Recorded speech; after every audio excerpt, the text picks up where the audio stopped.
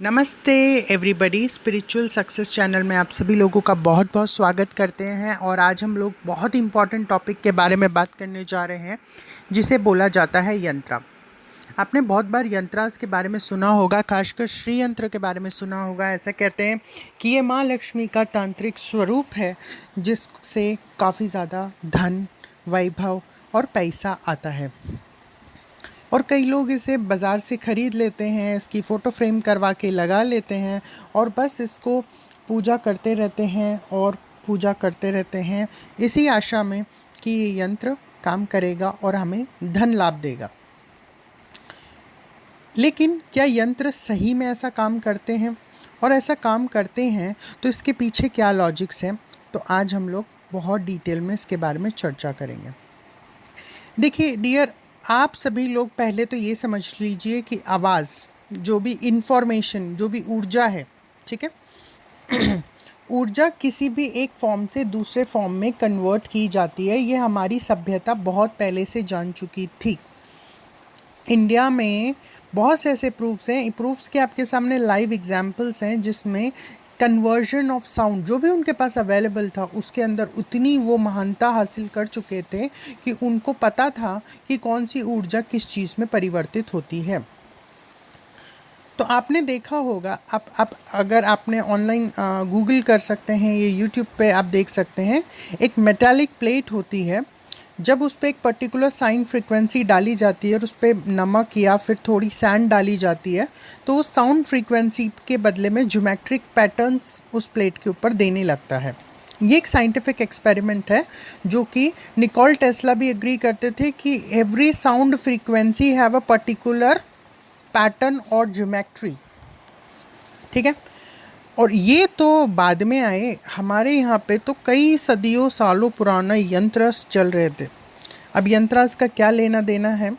क्या यंत्रा को सही में रखने से, पूजा करने से ऐसा फ़र्क पड़ेगा? तो उससे पहले समझ लेते हैं यंत्र क्या है। यंत्र का शाब्दिक अर्थ है मशीन या कोई डिवाइस। अब आप कहेंगे ये कोई क्या पुराना ज़माने का कुछ ऐसी चीज़ है कि जिसके माध्यम से हम कुछ कर सकते हैं? जी बिल्कुल, ये चीज़ शाब्दिक नहीं है, बहुत ही डिटेल्ड है। फॉर एग्ज़ाम्पल, सबसे आसान यंत्र त्रिकोण ले लेते हैं। सीधा त्रिकोण या इक्विलैटरल ट्रायंगल जिसके सारे एंगल्स या फिर ये कह सकते हैं कोण इक्वल होते हैं, इक्वल डिग्रीज पे होते हैं, एंगल्स पे होते हैं, ठीक है। 60 60 60 180, ठीक है।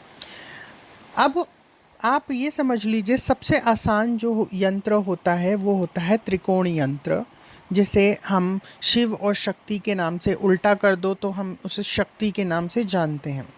जितने भी हमारे ट्रायंगल्स हैं या ट्रायंगुलर फॉर्म ऑफ एनर्जीज़ है वो बेसिकली मॉलिक्यूलर, अगर छोटे में बात करें तो मॉलिक्यूलर फॉर्मेट ऑफ लाइफ दिखाती है, और बड़े में बात करें तो एक अलग उसका कॉन्सेप्ट आता है। हमारा काम है पहले तो यंत्रास को समझ लेना। आप ऐसे समझ लीजिए, फॉर एग्ज़ाम्पल, आप कोई भी डिवाइस को, आज हम लोग कोई भी डिवाइस को किस लिए यूज़ करते हैं? फॉर एग्ज़ाम्पल, हम ट्यूबलाइट जलाते हैं, रोशनी नहीं है कमरे में तो ट्यूबलाइट जला लेते हैं, कमरे में हवा नहीं है तो पंखा चला लेते हैं, राइट? या एसी ऑन कर लेते हैं। कॉम्प्लेक्स और थोड़ा, पंखा थोड़ा आसान है, फिर और कॉम्प्लेक्स थोड़ा मशीन डिज़ाइन हो गया तो एसी और ठंडा करेगा। तो इंसान ने जब भी ये यंत्रास बनाए अपने कुछ फ़ायदे के लिए बनाए, ठीक है। अब हमारे कल्चर के अंदर हम लोग जो यंत्रास यूज़ करते हैं, they have a very complex geometry that is connected with the supernatural energies. आप ये समझ लीजिए प्रकृति में बहुत सारी तरह की ऊर्जाएं होती हैं, ठीक है। तो अब आप ये सोचो कि फॉर एग्ज़ाम्पल आप लोग जैसे सिर्फ किसी भी चीज़ की पूजा करने से फल नहीं मिलता। अगर आप सपोज़ करो पंखे को आप चलाओगे नहीं, उसके अंदर करंट नहीं दोगे और सिर्फ उसकी अगरबत्ती करोगे, उसको टीका लगाओगे, तो विल इट वर्क? क्या वो काम करेगा? नहीं करेगा। ट्यूबलाइट को टीका लगाएंगे, हम पूजा करेंगे, विल इट वर्क? रिस्पेक्ट देना बहुत अच्छी बात है। हम लोग, हमारा कल्चर ही है कि हमको जो भी चीज़ हमसे बड़ी लगती है या जो भी चीज़ हमें मतलब कुछ ना कुछ फल देती है, चाहे वो हमारा घर क्यों ना हो, चाहे वो ज़मीन क्यों ना हो, चाहे वो फल पेड़ क्यों ना हो, चाहे वो नदियाँ क्यों ना हो, हम सबकी पूजा करते हैं। और हमें इस सभ्यता पे, हमारी कल्चर पे गर्व होना चाहिए, और मुझे है भी। द बात यहाँ पे ये नहीं है कि सिर्फ पूजा। तो अब आप ये चीज़ कॉन्सेप्ट समझ गए होंगे कि यंत्र को सिर्फ रख लेने मात्र से या पूजा करने मात्र से उसका फल प्राप्त नहीं होता। ये वैसा ही है जैसे आप पंखे की पूजा कर रहे हैं, बिना उसको चलाए आप उसका आनंद नहीं उठा सकते। तो यंत्रास क्या होते हैं, आप इन्हें सुना होगा, ये कुबेर यंत्र है, ये श्री यंत्र है, ये यंत्र है, ये वो यंत्र है। तो हर एक यंत्र की एक जागृत करने की विधि होती है, हाउ टू एक्टिवेट इट। जैसे पंखे को देयर इज़ अ विधि which how to put electricity, क्या वोल्टेज की इलेक्ट्रिसिटी उसमें लगाएंगे, ठीक है, फिर स्विच लगाएंगे, फिर इतने वोल्टेज की एनर्जी इसको इतनी मिलेगी तब जाके पंखा चलेगा। Got it? वो यंत्रास, these yantras are a connection between you and superior energies. When you connect with them with a switch, then only you can interact or connect with that energy. जैसे for example आपके friend ने आपको phone किया, ठीक है। अब phone जो है क्या है, यंत्र है ना।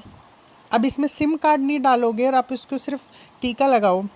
फ़ोन को पूजा करना कोई बुरी बात नहीं है, क्योंकि सपोज़ कोई आप नया फ़ोन लेते हो या फिर कोई ऑफिस नया खोलते हो, वहाँ पे हम फ़ोन के ऊपर टीका लगाते, फूल चढ़ाते, पूजा करते, because we do respect it.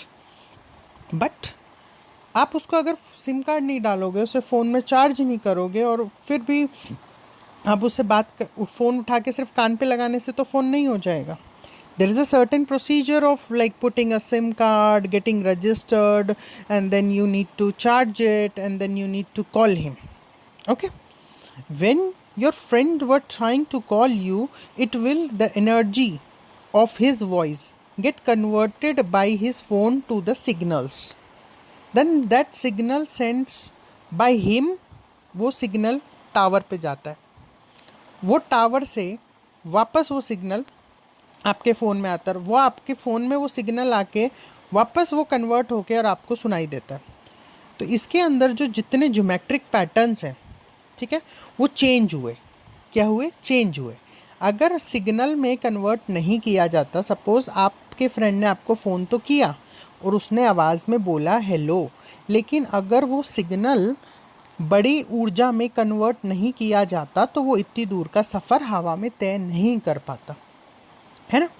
अब ये क्या होती है? फ्रीक्वेंसीज़ होती हैं। ये जो ऊर्जा होती है इसे फ्रीक्वेंसी कहते हैं। आपने श्री यंत्रा की भी फ्रीक्वेंसीज सुनी होंगी।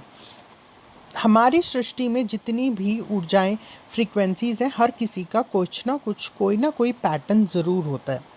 ये पैटर्न के बेसिस पे हमारे यंत्रास काम करते हैं। अब ये समझ लीजिए, हर एक यंत्रा को एक जागृत करने की अवस्था होती है जिससे कि वो रिजल्ट देने लगेंगे। सिमिलरली लाइक अ फैन, आप फैन को पूजा कर रहे हैं, दैट इज़ फाइन कि it will be going to give you the energies, but उसको एक्टिवेट करने के, उसके लिए बिजली चाहिए होगी, उसके लिए सही कनेक्शन चाहिए होगा, तारों का सही जुड़ाव चाहिए होगा, एंड सही सटीक तरीके से सेटिंग चाहिए होगी। तो वो सेटिंग आपको करनी होगी, तभी आपको उस यंत्र का फल मिलता है। आई होप आपको ये बहुत ही बेसिक कॉन्सेप्ट समझ में आ गया होगा। अब बात कर लेते हैं एक छोटे से यंत्र की। जैसे फॉर एग्जांपल, अगर आप एग्जांपल के तौर पे ले लेते हैं एक छोटा सा यंत्र, जैसे वशीकरण यंत्र ले लिया, या फिर आप ये ले लीजिए कुबेर यंत्र ले लीजिए, ठीक है, या कोई भी ले लीजिए, कामाक्षी यंत्र ले लीजिए, थोड़ा सा और आसान ले लेते हैं, कामाक्षी यंत्र ले लीजिए, ठीक है। अब जब भी हम कुछ काम करते हैं तो फ़ैन हमें क्या देगा? हवा देगा, कोई फ़ायदा देगा। कामाक्षी यंत्र बेसिकली इच्छा पूर्ति के लिए यूज़ लोग करते हैं, ठीक है, भौतिक इच्छाओं की पूर्ति के लिए हम कामाक्षी यंत्र का इस्तेमाल करते हैं। ठीक है। बेसिकली ये सारे यंत्रास लोग, साधुस ने, सेंट्स ने, सब लोगों ने अपनी साधनाओं में एक उच्च स्तर पे जाने के लिए, बाकी सांसारिक जीवन में जो लोग रह रहे हैं उनकी भौतिक इच्छाओं को पूर्ति के लिए यंत्र का निर्माण किया गया था। अब वहीं पे जैसे फॉर एग्जांपल अगर कामाक्षी यंत्र की बात कर रहे हैं तो कामाक्षी यंत्र कामनाओं को पूर्ति करने वाली है। तो फॉर एग्जांपल अगर आप उसको घर में रख के पूजा करेंगे, it's like just a puja doing for the fan, ठीक है। आप देवी की रिस्पेक्ट करते हैं, ऊर्जा की रिस्पेक्ट करते हैं, that you have to do, keep doing that, but there is a certain procedure to activate a certain yantras into an channelized or the energized way। उसमें उसको आप जागृत करेंगे तो वो जागृति की अवस्था में जाएगा। और जैसे कामाक्षी यंत्र है तो कामाक्षी यंत्र आपको बहुत जल्दी फल देने लगेगा, आपके लिए ब्लॉकेजेस खोल देगा। ऐसा नहीं है कि आपको धन आसमान से टपकने लगेगा, बेसिकली ये आपके लिए एरियाज खोल देगा, ऑब्स्टेकल्स खोल देगा, क्योंकि ये फ्रीक्वेंसी है, ये आपकी जैसे फ्रीक्वेंसीज़ की आपकी मतलब आप जहाँ भी जाएंगे वहाँ पे ऐसे फ्रीक्वेंसीज़ क्रिएट करेगा, ऐसे लोगों से मिलेंगे, ऐसे लोगों से मिल भी रहे होंगे तो उनसे बातें होंगी, और ऐसे ऐसे नए नए ऑफर्स या कनेक्शंस आपको मिलेंगे जिससे कि आपको काफ़ी ज़्यादा भौतिक इच्छाओं की पूर्ति होगी। चाहे वो स्त्री सुख हो, चाहे वो धन सुख हो, चाहे वो संपदा सुख हो, जो सारे सुख आपको प्राप्त होने लग जाएंगे। तो ये है डिफरेंस यंत्रास में। डायरेक्ट सिर्फ कहीं से परचेज करके if you do the worship and all that will not work until और unless you follow the exact procedure of this.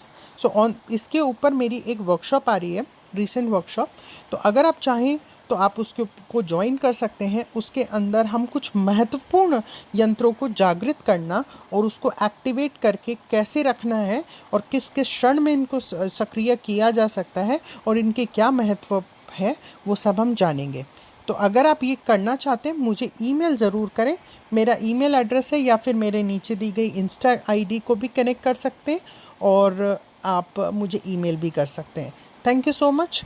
आप मुझे आशा है कि आपको ये ऐसे टॉपिक पसंद आ रहे होंगे। अगर आ रहे हैं तो प्लीज़ कमेंट ज़रूर करिएगा, subscribe, like and share also, और बने रहिए और अपने अपने मनपसंद के टॉपिक्स भी नीचे लिखते रहिए, ताकि हम अगर मुझे लगा कि उस टॉपिक पे वीडियो बनाना चाहिए तो I will surely make it. Thank you.